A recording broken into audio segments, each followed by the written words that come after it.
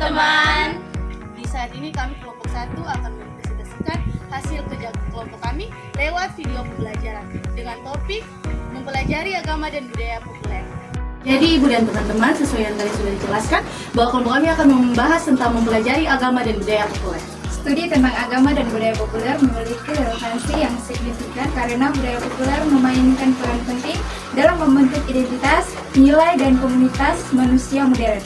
Aktivitas seperti televisi, film, iklan, souvenir, dan media massa menjadi elemen penting dalam praktik dunia keagamaan dan pemeliharaan simbol-simbol yang mencerminkan harapan, ketakutan, serta aspirasi manusia.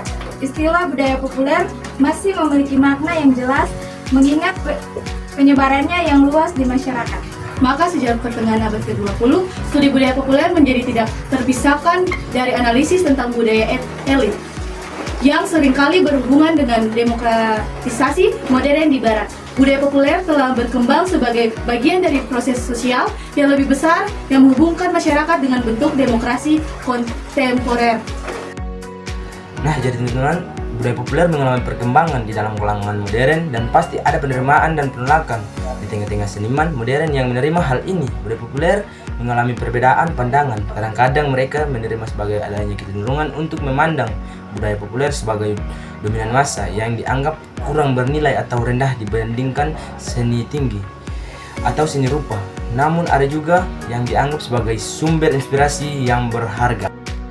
Ibu dan teman-teman, dalam pembelajaran agama dan budaya populer ini ada terdapat 2 poin pembahasan. Yang pertama tentang interdisipliner dan praktik, kemudian yang kedua tentang matriks studi, produksi, distribusi, dan penerimaan.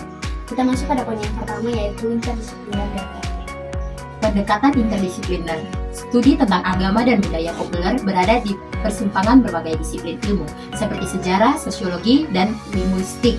Pendekatan interdisipliner diperlukan untuk memahami kompleksitas fenomena ini yang melampaui batas-batas disipliner tradisional yang dipercaya. Pendekatan yang dipraktikkan untuk studi budaya agama populer seharusnya tidak memungkinkan objek dikeluarkan, tetapi harus berusaha untuk meresahkan sebagai realitas material ke dalam ritual dan kebiasaan rutin atau harian yang membuatnya bekerja di dunia, membangun dan mempertahankan perilaku.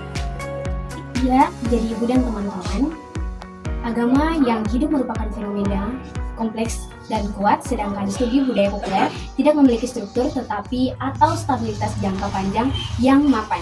Jadi para sarjana yang meneliti keduanya berada di persimpangan akademik yang dimana disebut tentang interdisipliner, istilah yang dipopulerkan oleh WJT Wiskel dalam konteks budaya visual dan hubungan antara kata dan gambar. Jadi penelitian dan bidang ini harus melintasi batas-batas disiplin ilmu karena baik agama maupun budaya populer melampaui kerangka satu disiplin tunggal. Namun pendekatan ini, yaitu pendekatan interdisipliner ini, walaupun menjanjikan juga penuh tantangan. Kemudian studi ilmiah yang baik seharusnya menyesuaikan pendekatannya dengan objek yang diteliti. Meski persiapan dalam satu disiplin penting, para sarjana sebaiknya tidak membatasi fenomena hanya dalam kerangka satu bidang, yaitu dibutuhkan adalah kolaborasi aktif antara ahli dari berbagai bidang seperti sejarah, ekonomi, linguistik, sosial, dan studi ritual. Kolaborasi ini harus diarahkan oleh pertanyaan peneliti, bukan batas disiplin. Jadi, meskipun struktur pada kerja akademik masih terkait pada batas disiplin, justru struktur inilah yang dapat dimanfaatkan untuk mendorong pertukaran pengetahuan yang produktif dan sustainable antar disiplin. Studi interdisipliner memungkinkan peneliti untuk menangkap dinamika budaya populer yang terus berubah, dipengaruhi oleh pasar, konsumsi, dan praktik sehari-hari. Penelitian seharusnya fokus pada praktik nyata yang dilakukan oleh individu, bukan hanya pada apa yang mereka klaim percaya.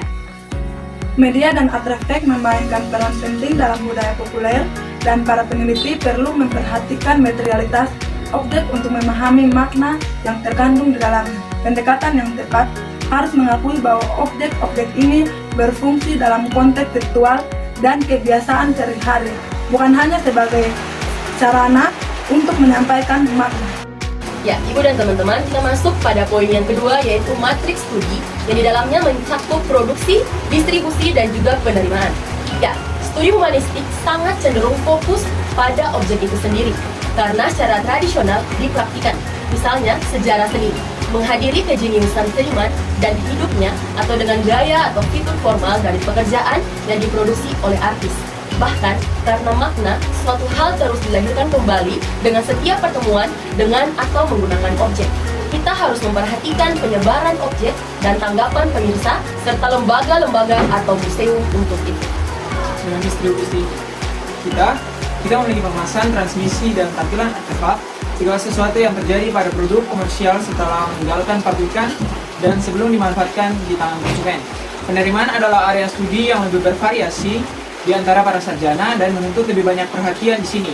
Budaya populer bukanlah pesan peluru yang ditembakkan oleh produsennya, tetapi satu-satunya cara kita akan memahami mengapa dengan mencari tahu apa yang dilakukannya untuk orang-orang dan bagaimana mereka datang menggunakannya. Jadi kita perlu meneliti penerimaan, bahkan juga itu hanya berarti mengajukan pertanyaan artefak yang berpikiran sosial. Kita perlu berfokus pada praktik daripada hanya pada objek atau teks. Dan kita perlu mempelajari sejarah benda, genre, praktik, dan audiens.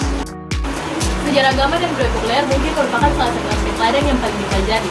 Sebuah studi pasti akan mengaksesnya satu atau yang lain dari aspek-aspek ini. Tetapi menginterogasi studi tentang produksi, sesuatu seperti trakto agama di Antebellum, Amerika, sarjana ini akan memperhatikan bahwa apapun penulis, penerbit, atau organisasi yang dimaksudkan sebagai saluran berarti pembaca itu tidak terbatas pada niat itu. Para sarjana tidak memerlukan lusinan instance penerimaan populer untuk mendaftarkan tentang makna yang mungkin ditugaskan ke teks. Pentingnya mempertimbangkan penerimaan dalam studi budaya populer terletak pada fakta bahwa informasi meskipun bersifat anekdotal dapat membantu sarjana bagian integral dari produksi itu sendiri. Dan jika seorang ingin meneliti budaya populer secara mendalam, kedua aspek ini perlu diperhatikan. Namun, menggabungkan kajian tentang produksi, penerimaan, serta berbagai disiplin ilmu seperti sejarah seni, ekonomi, dan linguistik merupakan tantangan besar karena masing-masing bidang membutuhkan keahlian yang luas.